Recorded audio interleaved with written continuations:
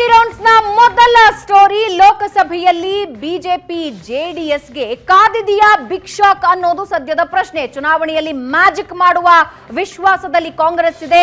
ಕಾಂಗ್ರೆಸ್ನ ಈ ವಿಶ್ವಾಸಕ್ಕೆ ಕಾರಣ ಆಂತರಿಕ ವರದಿ.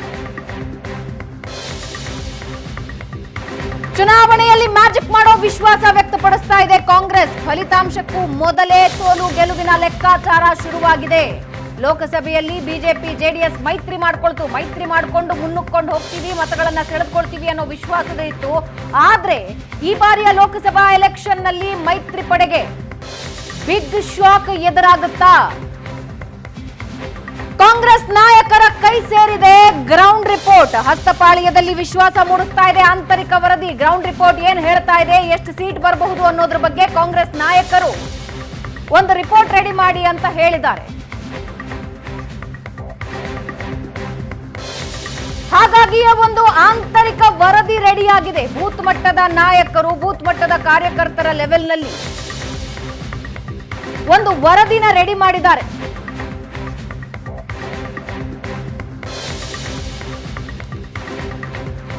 ಆ ಆಂತರಿಕ ವರದಿ ಕಾಂಗ್ರೆಸ್ಗೆ ಆತ್ಮವಿಶ್ವಾಸ ಹೆಚ್ಚು ಮಾಡ್ತಾ ಇದೆಯಾ? ಆಂತರಿಕ ವರದಿ ನೋಡಿ ಕಾಂಗ್ರೆಸ್ ನಾಯಕರಲ್ಲಿ ಭಾರಿ ಉತ್ಸಾಹ ಕಂಡು ಬರ್ತಾ ಇದೆ. ಚುನಾವಣೆಯಲ್ಲಿ ನಿರೀಕ್ಷಿತ ಸ್ಥಾನ ಗೆಲ್ಲುವ ವಿಶ್ವಾಸದಲ್ಲಿ ಕಾಂಗ್ರೆಸ್ ಇದೆ. ಬಿಜೆಪಿಯ ಅರ್ಧಕ್ಕೂ ಹೆಚ್ಚು ಹಾಲಿ ಸಂಸದರನ್ನ ಸೋಲಿಸುವ ವಿಶ್ವಾಸ ವ್ಯಕ್ತಪಡಿಸ್ತಾ ಇದ್ದಾರೆ. ಚುನಾವಣೆಯಲ್ಲಿ ನಿರೀಕ್ಷಿತ ಸ್ಥಾನ ಗೆಲ್ಲುವ ವಿಶ್ವಾಸ ಕಾಂಗ್ರೆಸ್ಗೆ ಬಂದಿದೆ ಆಂತರಿಕ ವರದಿಯ ನಂತರ. ಮಹಾಸಂಗ್ರಾಮದಲ್ಲಿ ಗ್ಯಾರಂಟಿ ಯೋಜನೆಗಳು ಹಾಗಾದ್ರೆ ಕೈ ಹಿಡಿದ್ವಾ?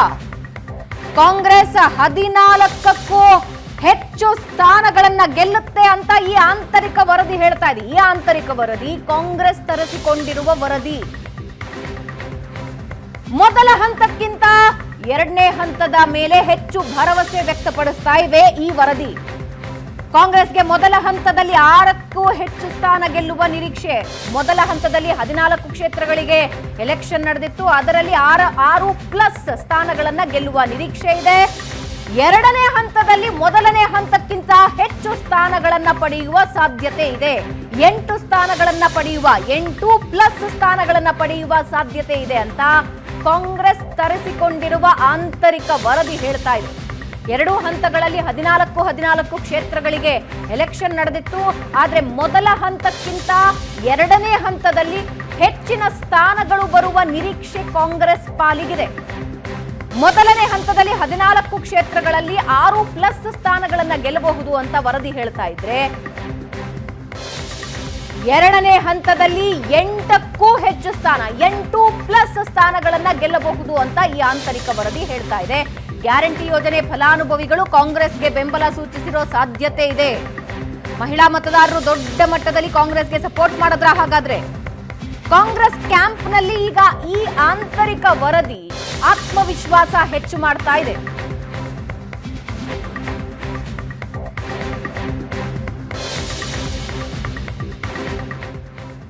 ಹಾಗಾದ್ರೆ ಈ ಗ್ರೌಂಡ್ ರಿಪೋರ್ಟ್ ಏನ್ ಹೇಳ್ತಾ ಇದೆ ಅನ್ನೋದನ್ನ ಒಂದ್ಸಲ ನೋಡೋಣ. 28 ಕ್ಷೇತ್ರಗಳಲ್ಲಿ 14 ಕ್ಷೇತ್ರಗಳಿಗೆ 2 ಹಂತದಲ್ಲಿ ಎಲೆಕ್ಷನ್ ನಡೀತು. ಮೊದಲ ಹಂತದ 14 ಕ್ಷೇತ್ರಗಳಲ್ಲಿ 6ಕ್ಕೂ ಹೆಚ್ಚು ಸ್ಥಾನ ಅಂದ್ರೆ ದಕ್ಷಿಣ ಕರ್ನಾಟಕ ಭಾಗದಲ್ಲಿ ಏನು 14 ಕ್ಷೇತ್ರಗಳಲ್ಲಿ ಎಲೆಕ್ಷನ್ ನಡೀತಲ್ಲ, ಅದರಲ್ಲಿ 6ಕ್ಕೂ ಹೆಚ್ಚು ಸ್ಥಾನವನ್ನ ಗೆಲ್ಲೋ ನಿರೀಕ್ಷೆ ಇದೆ ಅಂತ ಆಂತರಿಕ ವರದಿ ಹೇಳ್ತಾ ಇದೆ. ಇಂಟ್ರೆಸ್ಟಿಂಗ್ಲಿ ಎರಡನೇ ಹಂತದ 14 ಕ್ಷೇತ್ರಗಳ ಮತದಾನದಲ್ಲಿ 8+ ಸ್ಥಾನಗಳನ್ನ ಪಡೆಯುತ್ತೆ ಕಾಂಗ್ರೆಸ್ ಅಂತ ಹೇಳ್ತಾ ಇದೆ.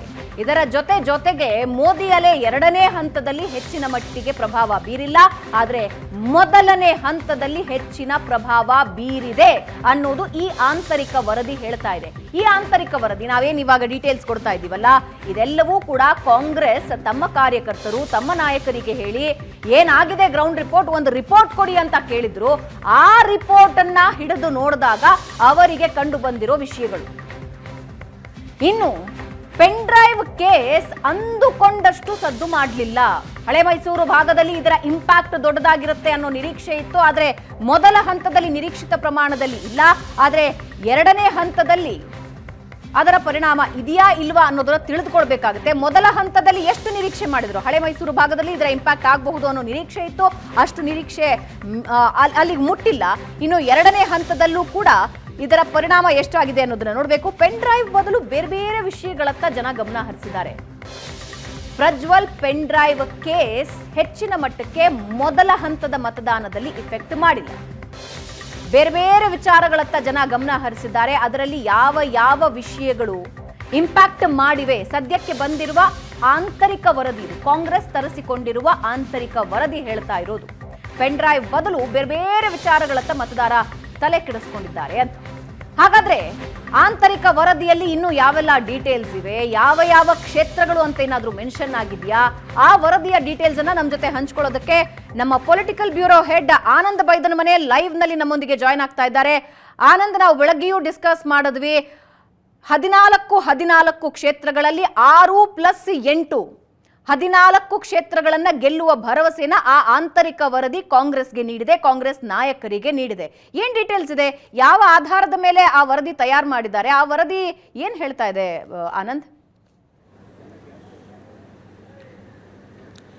ಭಾವನಾ, ಲೋಕಸಭಾ ಚುನಾವಣೆ ಘೋಷಣೆ ಮೊದಲು ಕಾಂಗ್ರೆಸ್ನ ಎಲ್ಲ ನಾಯಕರು ಹೇಳ್ತಾ ಇರತಕ್ಕಂಥದ್ದು 20ಕ್ಕೂ ಹೆಚ್ಚು ಸ್ಥಾನಗಳನ್ನು ಗೆಲ್ತೇವೆ ಅನ್ನುವಂಥ ವಿಶ್ವಾಸದ ಮಾತುಗಳನ್ನು ಆಡ್ತಾ ಇದ್ರು. ಮುಖ್ಯಮಂತ್ರಿ ಸಿದ್ದರಾಮಯ್ಯ, ಕೆಪಿಸಿ ಅಧ್ಯಕ್ಷರಾಗಿರುವಂಥ ಡಿ ಕೆ ಶಿವಕುಮಾರ್ ಸೇರಿದಾಗೆ ಕಾಂಗ್ರೆಸ್ನ ಎಲ್ಲ ನಾಯಕರು ಕೂಡ ಈ ಬಾರಿ ನಾವು 20ಕ್ಕೂ ಹೆಚ್ಚು ಸ್ಥಾನಗಳನ್ನು ಗೆಲ್ತೇವೆ ಅಂತಕ್ಕಂಥ ಅತ್ಯಂತ ವಿಶ್ವಾಸದ ಮಾತುಗಳನ್ನು ಎಲ್ಲ ಸಂದರ್ಭದಲ್ಲೂ ಕೂಡ ಪ್ರಸ್ತಾಪ ಮಾಡುವಂಥ ಪ್ರಯತ್ನವನ್ನು ಮಾಡಿದರು. ಅದಕ್ಕೆ ಅವ್ರಿಗಿದ್ದಂಥದ್ದು ಬಹಳ ದೊಡ್ಡ ಮಟ್ಟದ ಒಂದು ಭರವಸೆ ಅಂತಂದರೆ ಕರ್ನಾಟಕ ಸರ್ಕಾರ ಜಾರಿ ಮಾಡಿರತಕ್ಕಂಥ ಗ್ಯಾರಂಟಿಗಳ ಕಾರಣಕ್ಕಾಗಿ ದೊಡ್ಡ ಸಂಖ್ಯೆಯಲ್ಲಿ ಮತದಾನ ಆಗತ್ತೆ ಮತ್ತು ಅವರೆಲ್ಲರೂ ಕೂಡ ಕಾಂಗ್ರೆಸ್ನ ಬೆಂಬಲಿಸ್ತಾರೆ ಅನ್ನುವಂಥ ವಿಶ್ವಾಸ ಅವರಲ್ಲಿತ್ತು. ಆ ಕಾರಣಕ್ಕಾಗಿ 20ಕ್ಕೂ ಹೆಚ್ಚು ಸ್ಥಾನಗಳು ಅನ್ನುವಂಥ ಭರವಸೆಯೊಂದಿಗೆ ಲೋಕಸಭಾ ಚುನಾವಣೆ ಎದುರಿಸಲಾಯಿತು. ಈ ಒಂದು ಚುನಾವಣೆಯನ್ನು ಅತ್ಯಂತ ಸಂಘಟಾತ್ಮಕವಾಗಿ ಎದುರಿಸಿದಂಥ ಕಾಂಗ್ರೆಸ್ಸು ಮೋದಿ ಅಲೆಯ ಮಧ್ಯದಲ್ಲೂ ಕೂಡ ತಮ್ಮ ಅಭ್ಯರ್ಥಿಗಳನ್ನು ಗೆಲ್ಲಿಸ್ಕೊಳ್ಳಿಕ್ಕೆ ಎಲ್ಲ ರೀತಿಯ ಪ್ರಯತ್ನಗಳನ್ನು ಕೂಡ ಮಾಡಿರ್ತಕ್ಕಂಥದ್ದು ಗ್ರೌಂಡ್ ರಿಪೋರ್ಟ್ನಲ್ಲಿ ಬಹಳ ಪ್ರಮುಖವಾಗಿ ಪ್ರಸ್ತಾಪ ಆಗಿದೆ.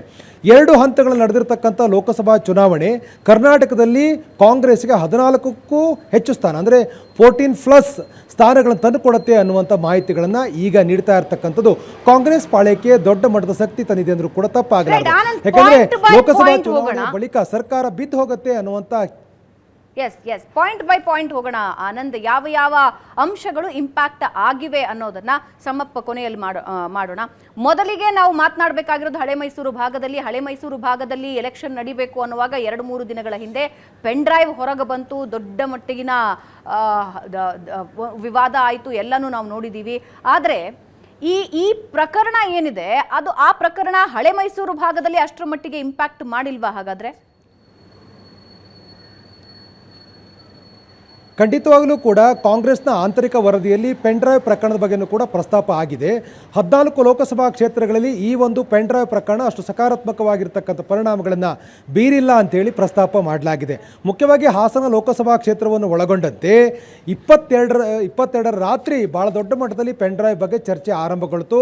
ಪೆನ್ ಡ್ರೈವ್ ಡಿಸ್ಟ್ರಿಬ್ಯೂಷನ್ ಆಗಿರ್ತಕ್ಕಂಥ 22ಕ್ಕೆ 22, 23, 24ಕ್ಕೆ ಪೆನ್ ಡ್ರೈವ್ ಪ್ರಕರಣದ ಬಗ್ಗೆ ಬೇರೆ ಬೇರೆ ಮೊಬೈಲ್ಗಳಲ್ಲಿ ಚರ್ಚೆ ಆಯಿತು ಹೊರತು ಇದು ಸಾಮಾನ್ಯ ಮತದಾರರಿಗೆ ತಲುಪಿಲ್ಲ ಅಂತಕ್ಕಂಥದ್ದು ಬಹಳ ಪ್ರಮುಖವಾಗಿ ಈ ಒಂದು ವರದಿಯಲ್ಲಿ ಪ್ರಸ್ತಾಪ ಆಗಿದೆ. ಆ ಕಾರಣಕ್ಕಾಗಿ ಗ್ರಾಮೀಣ ಮತದಾರರಿಗೆ ತಲುಪಬೇಕಾಗಿದ್ದಂಥ ಈ ಒಂದು ಪೆನ್ ಡ್ರೈವ್ ಪ್ರಕರಣ ಅಷ್ಟು ನಿರೀಕ್ಷಿತ ಪ್ರಮಾಣದ ತಲುಪದೇ ಇರುವಂಥ ಕಾರಣಕ್ಕಾಗಿ ಹಾಸನವೂ ಸೇರಿದ ಹಾಗೆ ಹಳೆ ಮೈಸೂರು ಭಾಗದಲ್ಲಿ ಇದು ರಾಜಕೀಯ ಪಕ್ಷಗಳ ನಾಯಕರಿಗೆ ಚರ್ಚೆಯ ಸಬ್ಜೆಕ್ಟ್ ಆಗಿತ್ತೇ ಹೊರತು ಯಾವುದೇ ಕಾರಣಕ್ಕೂ ಮತವನ್ನು ವರ್ಗಾವಣೆ ಮಾಡಿಕೊಳ್ಳುವಲ್ಲಿ ಈ ಒಂದು ಪ್ರಕರಣ ದೊಡ್ಡ ಮಟ್ಟದಲ್ಲಿ ಪ್ರಯೋಜನಕಾರಿ ಆಗಿಲ್ಲ ಅನ್ನೋದನ್ನು ಬಹಳ ಸ್ಪಷ್ಟವಾಗಿ ಈ ಒಂದು ಆಂತರಿಕ ವರದಿಯಲ್ಲಿ ಪ್ರಸ್ತಾಪ ಮಾಡಲಾಗಿದೆ.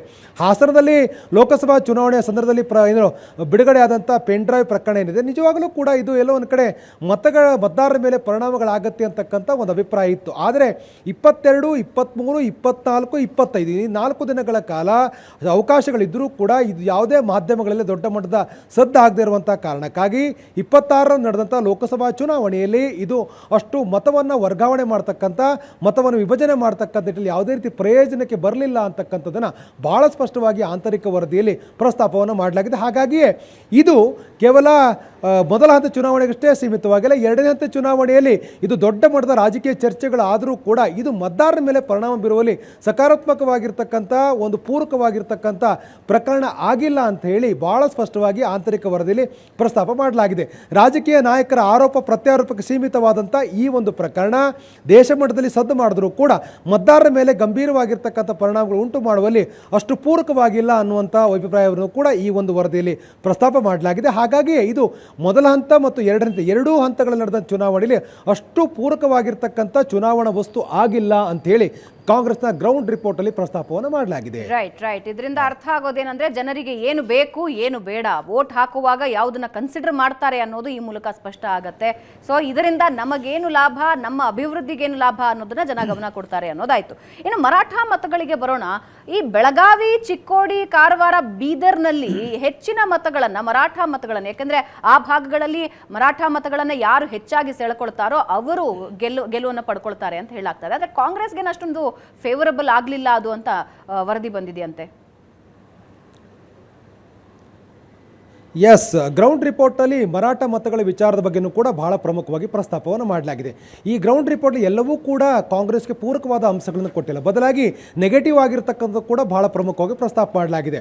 ಉತ್ತರ ಕನ್ನಡ, ಬೆಳಗಾವಿ, ಚಿಕ್ಕೋಡಿ, ಬೀದರ್ ಲೋಕಸಭಾ ಕ್ಷೇತ್ರಗಳ ವ್ಯಾಪ್ತಿಯಲ್ಲಿ ಬರ್ತಕ್ಕಂಥ ಮಹಾರಾಷ್ಟ್ರದ ಗಡಿಗೆ ಹೊಂದಿಕೊಂಡಿರ್ತಕ್ಕಂಥ ಪ್ರದೇಶಗಳಲ್ಲಿರ್ತಕ್ಕಂಥ ಮರಾಠ ಮತದಾರರು ಯಾರ್ಯಾರ ಜೊತೆ ಇದ್ದಾರೆ ಅಂತಕ್ಕಂಥದ್ದು ಕೂಡ ಬಹಳ ಪ್ರಮುಖವಾಗಿ ಪ್ರಸ್ತಾಪ ಮಾಡಲಾಗಿದೆ. ಉತ್ತರ ಕನ್ನಡ ಜಿಲ್ಲೆಯಲ್ಲಿ ಬರ್ತಕ್ಕಂಥ ಕಾರವಾರ, ಹಳಿಯಾಳ, ಜೋಯಿಡಾ, ಹಲಿಯಾಳ ಸೇರಿದ ಹಾಗೆ ಈ ಭಾಗದಲ್ಲಿ ಬರ್ತಕ್ಕಂಥ ಖಾನಾಪುರ ಮತ್ತು ಪ್ರಮುಖವಾಗಿ ಅಂದರೆ ಬೆಳಗಾವಿ ಜಿಲ್ಲೆಯ ಬಾರ್ಡರ್ ಬರ್ತಕ್ಕಂಥ ಕ್ಷೇತ್ರಗಳಲ್ಲೂ ಕೂಡ ಮರಾಠ ಮತಗಳು ವರ್ಗಾವಣೆ ಆಗಿಲ್ಲ ಕಾಂಗ್ರೆಸ್ಗೆ ಅಂತಕ್ಕಂಥ ಪ್ರಸ್ತಾಪ ಮಾಡಲಾಗಿದೆ. ಮರಾಠ ಯಾವುದೇ ಎಲೆಕ್ಷನ್ ನಲ್ಲಿ ಮರಾಠ ಮತಗಳು ಡಿವೈಡ್ ಆಗೋದು ಹೇಗೆ, ಅಂದ್ರೆ ಯಾವ ಕಡೆ ವಾಲತ್ವ, ಯಾವ ವಿಷಯದ ಮೇಲೆ ಅವರ ಹೋಗೋದು ಮತದಾರರು ಹೋಗ್ತಾರೆ? ಎಸ್, ಅಲ್ಲಿ ಬಹಳ ಪ್ರಮುಖವಾಗಿ ಚಿಕ್ಕೋಡಿಯಲ್ಲಿ ಪ್ರಮುಖವಾಗಿ MS ಜೊತೆಗಿರ್ತಕ್ಕಂಥ ನಿಟ್ಟಿನಲ್ಲೂ ಕೂಡ ಒಂದಷ್ಟು ಚರ್ಚೆಗಳಿದೆ. ಅಂದರೆ MS ಜೊತೆ ಇರ್ತಾರೆ ಮತ್ತು MS ಜೊತೆ ಇಲ್ಲ. MS ಜೊತೆ ಇಲ್ಲ ಅಂದರೆ ಸಮಿತಿಯ ಜೊತೆ ಇಲ್ಲದೇ ಇದ್ದರೆ ಸಹಜವಾಗಿ ಅವರು BJP ಮತ್ತು ಕಾಂಗ್ರೆಸ್ ಜೊತೆ ಗುರುಸ್ಕೊಳ್ತಾರೆ. ಚಿಕ್ಕೋಡಿ ಲೋಕಸಭಾ ಕ್ಷೇತ್ರದಲ್ಲಿ ಮರಾಠ ಮತಗಳನ್ನು ಸೆಳೆಯತಕ್ಕಂಥ ಪ್ರಯತ್ನವನ್ನು ದೊಡ್ಡ ಮಟ್ಟದಲ್ಲಿ ಮಾಡಲಾಗಿತ್ತು. ಅಲ್ಲಿರ್ತಕ್ಕಂಥ ಮರಾಠ ಮತಗಳನ್ನು ಒಂದಷ್ಟು ಪ್ರಮಾಣದಲ್ಲಿ ಸೆಳೆಯುವಲ್ಲಿ ಕಾಂಗ್ರೆಸ್ ಯಶಸ್ವಿಯಾಗಿದೆ. ಆದರೆ ಸಾಂಪ್ರದಾಯಿಕವಾಗಿ BJP ಜೊತೆ ಇದ್ದಂಥ ಮರಾಠ ಮತಗಳು ಹಾಗೇ ಉಳ್ಕೊಂಡಿದೆ ಅಂತಕ್ಕಂಥದ್ದು ಬಹಳ ಪ್ರಮುಖವಾಗಿ ಅಲ್ಲಿ ಪ್ರಸ್ತಾಪ ಮಾಡಲಾಗಿದೆ. ಆದರೆ ಬೆಳಗಾವಿ ಲೋಕಸಭಾ ಕ್ಷೇತ್ರದಲ್ಲಿ ಬರ್ತಕ್ಕಂಥ 2.25 ಲಕ್ಷ ಇರತಕ್ಕಂಥ ಮರಾಠ ಮತದಾರರು ನಿರೀಕ್ಷಿತ ಪ್ರಮಾಣದಲ್ಲಿ ಕಾಂಗ್ರೆಸ್ ಕಡೆ ಬಂದಿಲ್ಲ, ಅವರು BJP ಕಡೆ ಇದ್ದಾರೆ ಅಂತಕ್ಕಂಥದ್ದು ಕೂಡ ಆಂತರಿಕ ವರದಿಯಲ್ಲಿ ಪ್ರಸ್ತಾಪ ಮಾಡಲಾಗಿದೆ. ಇನ್ನು ಬೀದರ್ನಲ್ಲೂ ಕೂಡ BJPಯ ಜೊತೆ ಇರತಕ್ಕಂಥ ನಿರ್ಧಾರವನ್ನು ಮರಾಠ ಮತದಾರರು ಪ್ರದರ್ಶನ ಮಾಡಿದ್ದಾರೆ ಅಂತಕ್ಕಂಥದ್ದು ಕೂಡ ಬಹಳ ಪ್ರಮುಖವಾಗಿ ಪ್ರಸ್ತಾಪ ಆಗಿದೆ. ಇದರಿಂದಾಗಿ ಬಹಳ ಸ್ಪಷ್ಟವಾಗಿ ಕಂಡು ಬರ್ತಾ ಇರತಕ್ಕಂಥದ್ದು ಈ ಬಾರಿಯ ಲೋಕಸಭಾ ಚುನಾವಣೆಯಲ್ಲಿ ಮರಾಠ ಮತಗಳು ಮುಖ್ಯವಾಗಿ ಬೀದರ್, ಚಿಕ್ಕೋಡಿ, ಬೆಳಗಾವಿ ಮತ್ತು ಉತ್ತರ ಕನ್ನಡ ಈ ಭಾಗದಲ್ಲಿ ಅಷ್ಟು ನಿರೀಕ್ಷೆ ಮಾಡದ ಹಾಗೆ ಕಾಂಗ್ರೆಸ್ಗೆ ಮರಾಠ ಮತಗಳು ಬಂದಿಲ್ಲ ಅಂತಕ್ಕಂಥದ್ದು, ಇದರಿಂದಾಗಿ ಫಲಿತಾಂಶಗಳು ವ್ಯತ್ಯಾಸ ಆಗತ್ತೆ ಅನ್ನೋದನ್ನು ಕೂಡ ಬಹಳ ಪ್ರಮುಖವಾಗಿ ಪ್ರಸ್ತಾಪ ಮಾಡಲಾಗಿದೆ. ಈ 4 ಲೋಕಸಭಾ ಕ್ಷೇತ್ರಗಳಿಗೆ ಹೋಲಿಸಿದರೆ ಚಿಕ್ಕೋಡಿ ಲೋಕಸಭಾ ಕ್ಷೇತ್ರದಲ್ಲಿ ಮಾತ್ರ ಕೊಂಚ ವರ್ಗಾವಣೆ ಮಾಡತಕ್ಕಂಥ ಪ್ರಯತ್ನ ಯಶಸ್ವಿಯಾಗಿದೆ ಅನ್ನು ಹೊರತುಪಡಿಸಿದರೆ ಬೇರೆ ಯಾವುದೋ ಲೋಕಸಭಾ ಕ್ಷೇತ್ರಗಳಲ್ಲಿ ಮರಾಠ ಮತಗಳು ಕಾಂಗ್ರೆಸ್ಗೆ ಬಂದಿಲ್ಲ ಅನ್ನೋದನ್ನು ಕೂಡ ಬಹಳ ಪ್ರಮುಖವಾಗಿ ಪ್ರಸ್ತಾಪ ಮಾಡಲಾಗಿದೆ. ಕಾಂಗ್ರೆಸ್ ಪ್ಲಸ್ ಗಳನ್ನ ಮಾತಾಡ್ತಾ ಹೋಗೋಣ ಮುಂದೆ ಕೂಡ. ಆದರೆ ಎಲ್ಲೆಲ್ಲಿ ಕಾಂಗ್ರೆಸ್ಗೆ ನೆಗೆಟಿವ್, ಅಂದ್ರೆ ಯಾವ ಭಾಗಗಳಲ್ಲಿ ಹೆಚ್ಚಿನ ವೋಟ್ಗಳನ್ನು ಸೆಳೆಯೋದಕ್ಕಾಗಲಿಲ್ಲ ಕಾಂಗ್ರೆಸ್ಗೆ ಈ ಬಾರಿ? ಎಸ್, ಬಹಳ ಮುಖ್ಯವಾಗಿ ಹಳೆ ಮೈಸೂರು ಭಾಗದಲ್ಲಿರ್ತಕ್ಕಂಥ 14 ಲೋಕಸಭಾ ಕ್ಷೇತ್ರಗಳಲ್ಲಿ ಕಾಂಗ್ರೆಸ್ಸು ವೋಟನ್ನು ದೊಡ್ಡ ಮಟ್ಟ ತೆಗೆದುಕೊಳ್ಳಿ ಸಾಧ್ಯ ಆಗಿಲ್ಲ ಅಂತಕ್ಕಂಥದ್ದು ಆಂತರಿಕ ವರದಿಯಲ್ಲಿ ಪ್ರಸ್ತಾಪ ಆಗಿದೆ. ಅಂದರೆ ಮೊದಲ ಹಂತದ ಚುನಾವಣೆ ಘೋಷಣೆ ಆಗಿ ಆ ಒಂದು ಟೆಂಪೋ ಅಂದರೆ ಚುನಾವಣೆಗೆ ಸಂಬಂಧಪಟ್ಟ ಹಾಗೆ ಒಂದು ಅಲೆ ಹಳೆ ಮೈಸೂರು ಭಾಗದ ಮುಖ್ಯವಾಗಿ 14 ಲೋಕಸಭಾ ಕ್ಷೇತ್ರಗಳಲ್ಲಿ ಇತ್ತು. ಮೋದಿಯ ಪ್ರಭಾವವೂ ಕೂಡ ದೊಡ್ಡ ಮಟ್ಟದಲ್ಲಿ ಇದ್ದಂಥ ಕಾರಣಕ್ಕಾಗಿ ಬೆಂಗಳೂರು ನಗರದ 3+1 ಅಂದರೆ 4 ಲೋಕಸಭಾ ಕ್ಷೇತ್ರಗಳಲ್ಲೂ ಕೂಡ ಮೋದಿಯಲ್ಲೇ ದೊಡ್ಡ ಪ್ರಮಾಣದ ಕೆಲಸ ಮಾಡಿದೆ ಅಂತಕ್ಕಂಥದ್ದು. ಇದರಿಂದಾಗಿ BJPಗೆ ದೊಡ್ಡ ಪ್ರಮಾಣದ ಮತಗಳು ವರ್ಗಾವಣೆ ಆಗಿದೆ ಅಂತಕ್ಕಂಥ ಅಭಿಪ್ರಾಯವನ್ನು ಕೂಡ ವರದಿಯಲ್ಲಿ ಪ್ರಸ್ತಾಪ ಮಾಡಲಾಗಿದೆ.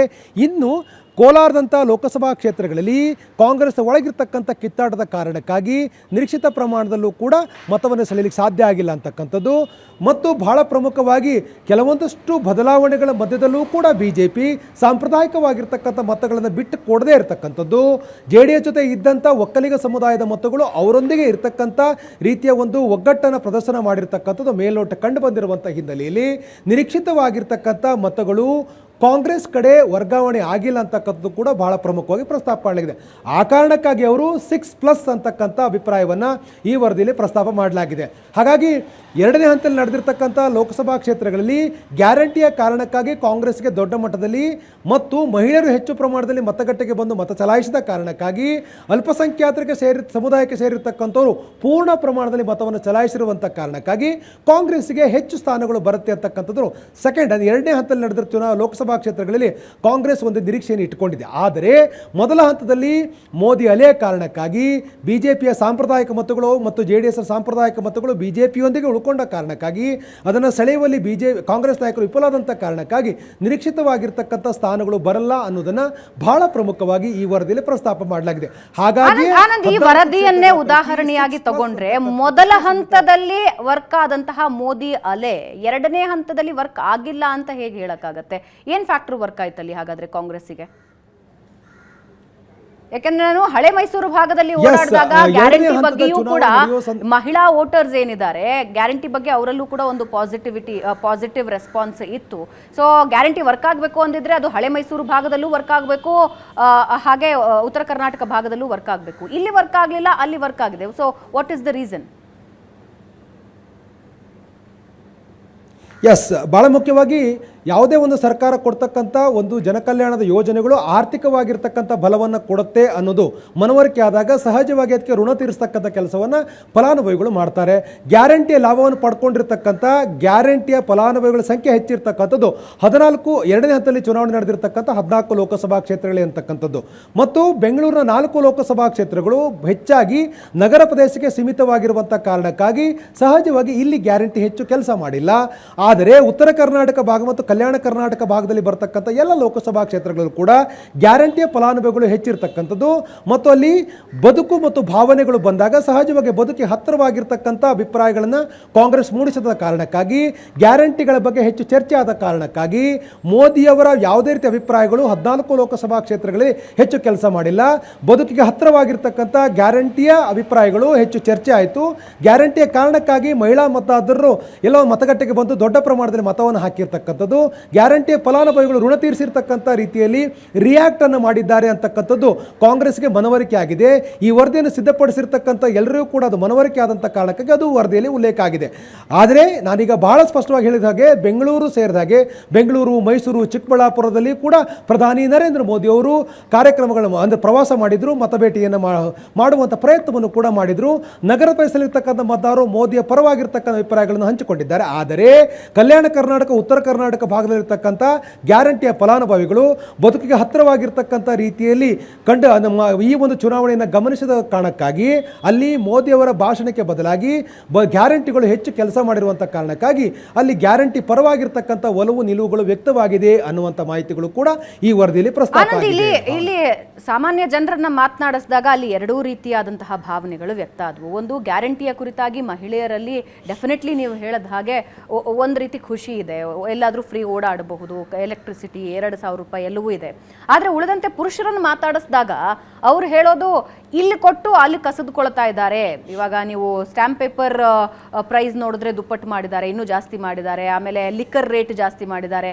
ಇದು ಇಫೆಕ್ಟ್ ಆಗೋದಿಲ್ವಾ? ಒಂದು ಕಡೆ ಗ್ಯಾರಂಟಿ ಅಂತ ಮಾತಾಡೋದಾದ್ರೆ ಇನ್ನೊಂದು ಕಡೆ ಅದರ ನೆಗೆಟಿವ್ ಎಫೆಕ್ಟ್ ಏನು ಹೇಳ್ತಾ ಇದ್ದಾರಲ್ಲ ಉಳಿದ ಮತದಾರರು, ಅದು ಇಂಪ್ಯಾಕ್ಟ್ ಆಗೋದಿಲ್ವಾ ಕಾಂಗ್ರೆಸ್ಸಿಗೆ?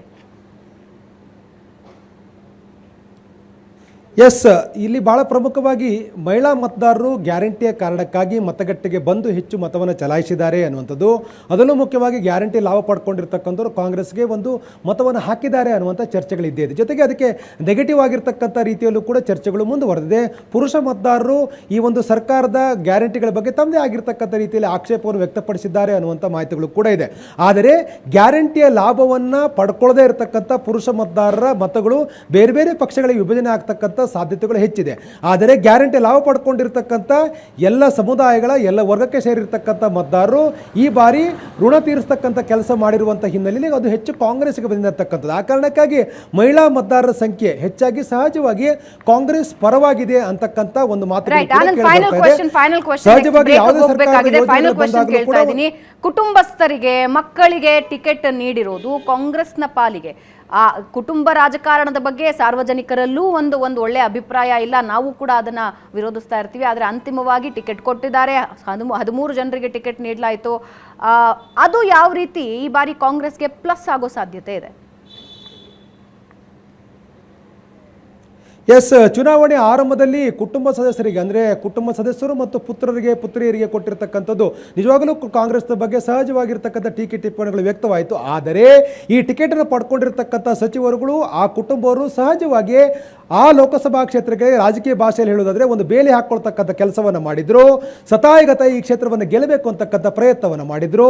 ತಮಗಿರ್ತಕ್ಕಂಥ ಎಲ್ಲ ಶಕ್ತಿಯನ್ನು ಕೂಡ ಪ್ರದರ್ಶನ ಮಾಡಿದ್ರು, ಜೊತೆಗೆ ತೆಗೆದುಕೊಂಡು ಹೋಗಂಥ ಕೆಲಸವನ್ನು ಮಾಡಿದ್ರು. ಈ ಬಾರಿ ಗೆಲ್ಲೇಬೇಕು, ಟಿಕೆಟನ್ನು ಪಡ್ಕೊಂಡ ಕಾರಣಕ್ಕಾಗಿ ಕ್ಷೇತ್ರವನ್ನು ಗೆಲ್ಲೇಬೇಕು ಅಂತ ಸಚಿವರುಗಳು ಪ್ರಯತ್ನ ಮಾಡಿರ್ತಕ್ಕಂಥದ್ದು ಮತ್ತು ಎಲ್ಲ ಹಂತದ ಪ್ರಯೋಗಗಳನ್ನು ಕೂಡ ಈ ಚುನಾವಣೆ ಮಾಡಿರುವಂಥ ಕಾರಣಕ್ಕಾಗಿ ಕಾಂಗ್ರೆಸ್ ದೊಡ್ಡ ಮಟ್ಟದ ಪೈಪೋಟಿಯನ್ನು ಈ ಚುನಾವಣೆಯಲ್ಲಿ ನೀಡಿದೆ ಅನ್ನುವಂಥ ಮಾತುಗಳು ಕೂಡ ಕೇಳಿ ಬರ್ತಾ ಇದೆ. ಆರಂಭಿಕವಾಗಿ ಟೀಕೆ ಟಿಪ್ಪಣಿಗಳು ಇತ್ತು, ಆದರೆ ಅಂತಿಮವಾಗಿ ಚುನಾವಣೆ ಗೆಲ್ಲುವುದೇ ಮಾನದಂಡವಾಗಿರುವಂಥ ಕಾರಣಕ್ಕಾಗಿ ಸಹಜವಾಗಿ ಎಲ್ಲ ರೀತಿಯ ಪ್ರಯತ್ನಗಳನ್ನು ಕೂಡ ಮಾಡಿದ್ರು. ಇದು ಕಾಂಗ್ರೆಸ್ಗೆ ಅನುಕೂಲ ಆಗಿದೆ ಅಂತಕ್ಕಂಥ ರಿಪೋರ್ಟ್ಗಳು ಕೂಡ ಬರ್ತಾ ಇದೆ. ಪ್ರಮುಖ ವಿರೋಧ ಪಕ್ಷವಾಗಿರ್ತಕ್ಕಂಥ ಬಿಜೆಪಿ ಕೂಡ ಇದನ್ನ ಸಹಜವಾಗಿ ಒಪ್ಕೊಳ್ತಾ ಇದೆ. ಮುಂದಿನ 3 ಚುನಾವಣೆಗೆ ಕಾಂಗ್ರೆಸ್ಗೆ ಕ್ಯಾಂಡಿಡೇಟ್ಗಳು ಸಿಕ್ಕಿದ್ದಾರೆ ಅನ್ನುವಂಥ ರೀತಿಯಲ್ಲೂ ಕೂಡ ವಿಶ್ಲೇಷಣೆ ಬಿಜೆಪಿ ನಾಯಕರು ಮಾಡ್ತಾ ಇದ್ದಾರೆ. ಧನ್ಯವಾದ ಆನಂದ್.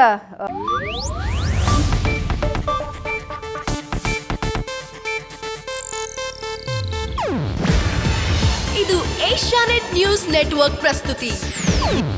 ನೀವು ನೋಡ್ತಿದ್ದೀರಾ ಏಷ್ಯಾನೆಟ್ ಸುವರ್ಣ ನ್ಯೂಸ್.